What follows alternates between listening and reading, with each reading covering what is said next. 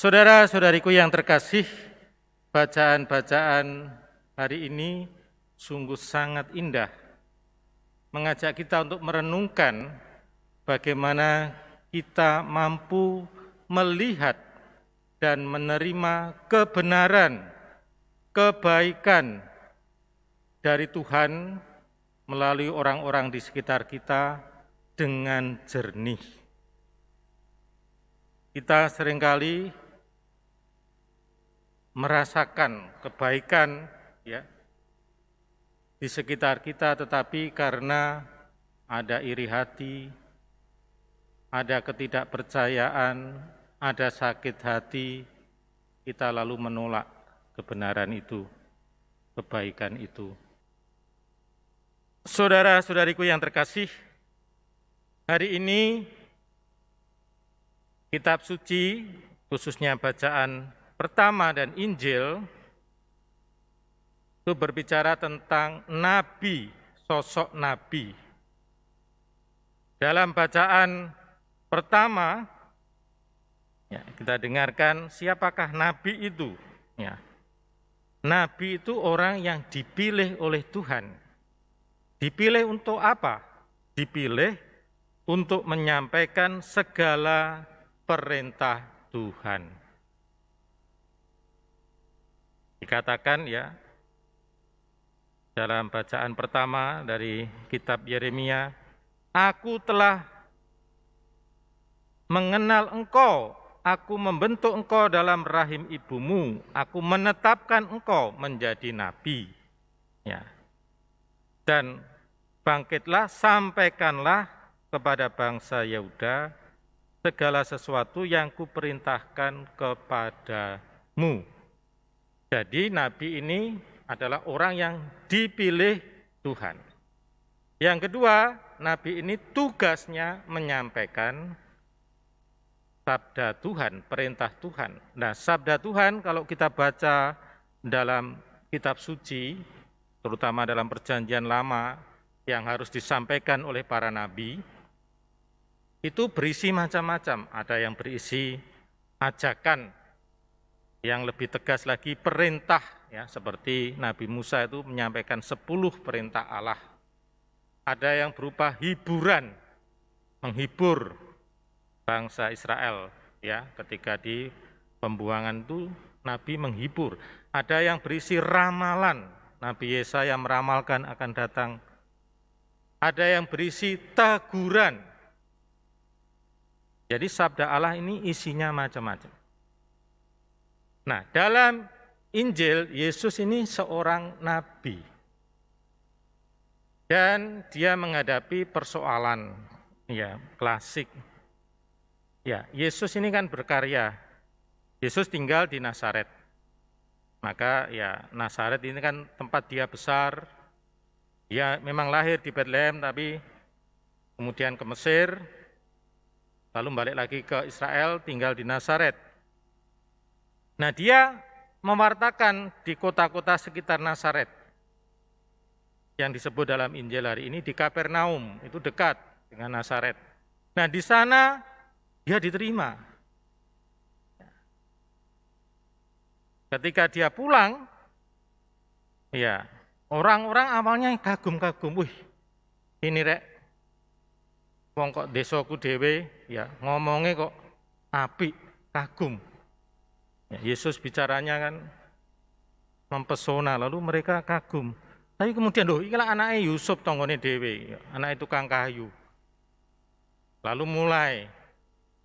Dan kemudian Yesus juga mengkritik mereka.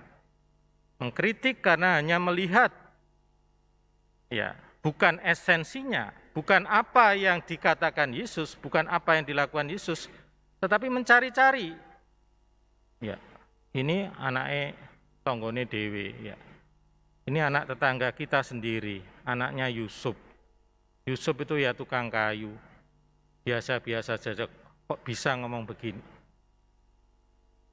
Lalu akhirnya mereka menolak Yesus. Jadi mereka lalu tidak bisa melihat kebaikan dan kebenaran. Dan Yesus mengatakan ini, kutipan ini, bahwa nabi tidak dihormati di tempat asalnya, ya. Dia dihormati di mana-mana. Dan saudara-saudari yang terkasih, apa yang dikatakan Yesus itu berlaku, ya, tidak hanya di kalangan pengikut Kristus, tetapi itu sebenarnya umum. Saya merenungkan, ya, kenapa orang itu kok menolak? Ya, tidak semua sih. Mengapa masih ada orang yang tidak bisa melihat kebaikan orang yang ada di dekatnya? Kalau dalam Injil, tentu salah satu kemungkinan adalah orang-orang itu iri. Oh, ini cuma anaknya orang biasa kok bisa jadi hebat. Ya. Yang kedua juga sakit hati, karena Yesus mengkritik mereka. Ini sudah anaknya tetangga kita, istilahnya kalau orang Surabaya kemelinti, ya. Wah, ini kemelinti ini. Ngomongnya dhuwur, lalu kok berani mengkritik. Padahal yang dikritik Yesus itu betul. Akhirnya mereka menolak. Ya. Tapi saya juga melihat, ya, itu di masyarakat kita seperti itu. Di masyarakat kita seperti ini. Misalnya, ya, banyak dari pemimpin kita itu ketika di luar negeri itu dipuji-puji, di sini dicaci maki di demo, ya, sudah dipuji-puji. Lalu juga orang itu memang kadang-kadang itu ininya, ya, pikirannya, perspektifnya itu kayak bangga dengan sesuatu dari luar, dari asing itu bangga, tidak bangga dengan budayanya sendiri. Padahal tidak bangga dengan orang-orangnya sendiri. Ya, saya saya melihat dari pengalaman saya pribadi. Saya kecil dulu, kalau ke gereja itu ke Kertosono, itu stasi. Nah, dulu yang melayani itu Romo-Romo Belanda. Nah, kalau Romo Belanda itu berhalangan, yang mengisi, ya, pada waktu misanya itu 2 kali, Minggu dan Kamis, ya, Kamis itu misa harian. Kadang-kadang Romo Kamis itu ada acara nggak bisa datang, ya. Lalu diisi oleh, ya, salah satu umat di stasi situ, entah guru agama, entah ketua lingkungan, lalu memimpin ibadat sabda, ya, memberi komuni tetapi tanpa ekaristi. Dan komuninya sudah disiapkan, ya, ibadat sabda. Itu kalau awam yang memimpin, ya, itu dia memimpinnya kan, ya, mungkin ngajarnya itu ya, membosankan, nadanya, ya, datar, lalu ngantuk. Nah, saya kalau dia yang mimpin, saya terus terang tidur. Kalau pas saya bangun, saya dengarkan isinya bagus. Tapi banyak orang sekitar saya, orang-orang dewasa, saya itu tidur, seperti meremehkan. Nah, ketika romonya itu yang mimpin, saya juga tidur. Karena memang khotbahnya nggak menarik, nadanya datar. Tapi romo itu baik pada umat. Saya juga hormat pada ketua lingkungan sama itu, ya, karena dia baik. Ya, dia baik, enggak pernah marah, ya. Pernah jadi guru saya, jadi kalau saya di sekolah tidak mendengarkan, dia tidak marah-marah, sabar. Tapi ya terus terang tidak menarik, ya, saya tidur. Romo itu juga saya tidur, makanya anak kecil tuh cenderung netral. Cenderung netral. Nah, kalau saya amati orang dewasa, nah, kalau pas romonya itu dipuji-puji, wah, khotbahnya baik, saya pikir khotbahnya menarik. Menarik apanya bikin ngantuk, ya. Nah, sementara yang temannya sendiri ini, enggak menarik, selalu enggak menarik. Padahal kadang-kadang menarik. Ya, karena melihat sosok, orang Belanda, ya, orang Itali, ini lebih asalnya paus ada di sana atau tempatnya paus. Jadi asing minded, ya. Kalau asing itu pasti baik. Kalau sesama ini itu kurang baik. Tapi kalau anak kecil biasanya netral. Ya. Dia bisa melihat kebaikan, dia bisa melihat kekurangan juga. Nah, saya melihat, oh iya, dan ini juga terjadi kan.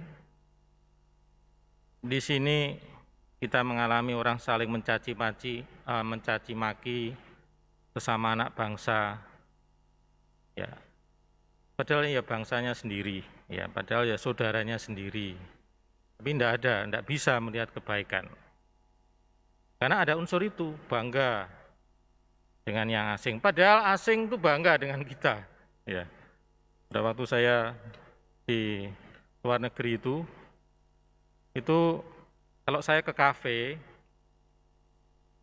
dan itu kafe-kafe rumahan itu, homemade itu, beli kopi, itu tanya, kamu dari mana? Dari Indonesia. Oh, dia selalu membanggakan. Ini yang terbaik di sini ini Sumatran, ya, dari Sumatera, kafe dari Sumatera, kopi dari Sumatera, ada yang kopi dari ya Javanese Cafe. Ini oh iya ini Indonesia. Itu yang paling laris bagi mereka. Tapi kita sendiri juga kadang-kadang ya tidak melihat itu orang lain. Makanya orang mudah bangga dengan sesuatu dari luar, tapi dari sekitarnya tidak bisa menghargai. Tetapi saudara-saudari yang terkasih, kita juga tidak bisa berlindung. Oh ya, ini kalau misalnya kita itu tidak dihargai, ya Anda tidak dihargai oleh anak, cucu, oleh teman, oh ya iri saja, ya.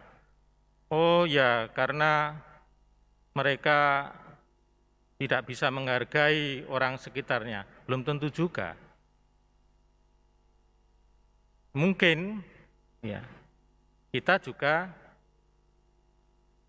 melakukan kesalahan sehingga orang itu tidak menolak diri kita. Saya pernah ada seorang orang tua itu ya, itu bilang saya, Romo tolong dinasihati anakku. Loh, kan anakmu, nasihatnya dewe. Loh, kalau dinasihati orang tuanya itu tidak mau dengar Romo. Mungkin Romo dengar. Ya saya nggak bisa toh, datang-datang lalu nasihati anaknya orang. Ya nggak bisa, ya saya perlu kenal dulu. Lalu setelah kenal, anak itu ngobrol-ngobrol santai, ya dia cerita sendiri. Ya ternyata memang orang tuanya kejam, ya. Waduh, saya Romo di rumah itu, ya kejam dalam arti gini. Saya selalu disalahkan, selalu dibanding-bandingkan. Jadi saya memberontak, enggak ada yang benar dari diri saya. Makanya saya memberontak. Saya bilang ke orang tuanya, coba kamu hargai anakmu, nanti kan dia akan nurut. Nah, kadang-kadang kita tuh merasa, saya ini sudah berbuat baik, saya sudah melakukan ini, ya iri aja, enggak mau.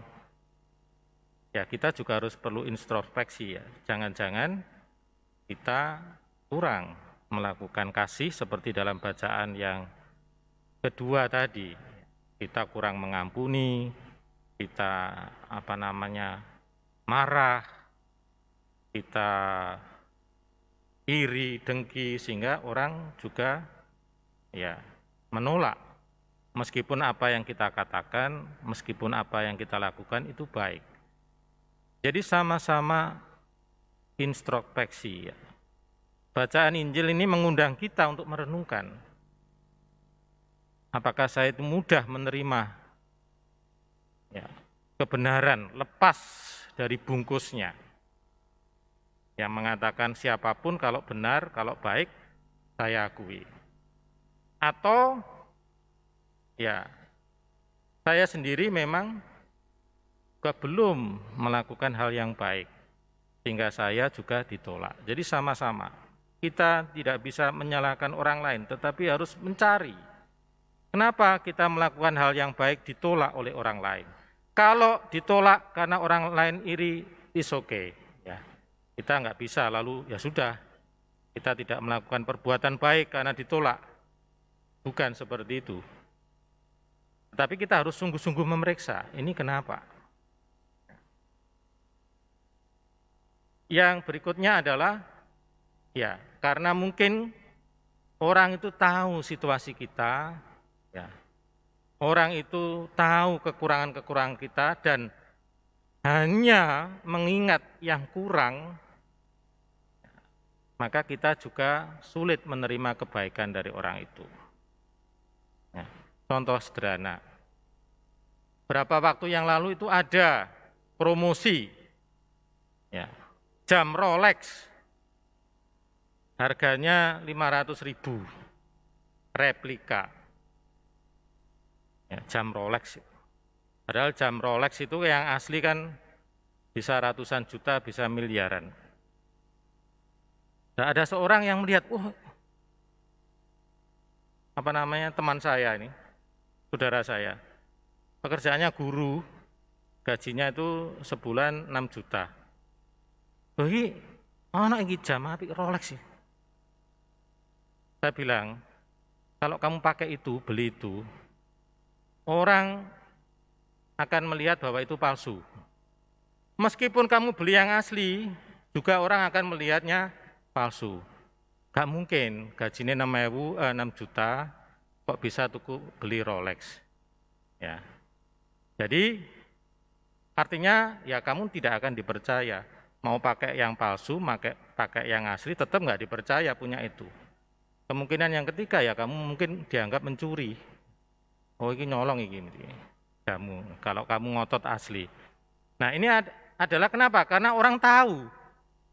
Tapi coba beli jam Rolex replika ya 500.000. Ya, lalu pakai pakaian yang parlente, pinjam teman atau ke tempat orang asing. Oh kan orang mungkin ini wong sugih.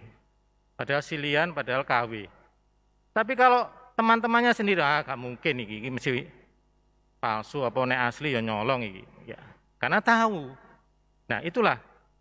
Maka saudara-saudara yang terkasih, kadang-kadang kita itu mudah menolak. Ya. Menjudge, ini enggak mungkin. Kamu nek sing ngomong gini mesti elek. Jadi itu kebencian. Atau ya loyalitas yang buta. Dan di Indonesia terjadi seperti itu. Satu grup itu tidak melihat adanya kesalahan, kekurangan. Ya. Semuanya baik. Kalau dikritik ya dibalas. Satu grup yang lain selalu melihat kejelekan, dua-duanya jelek.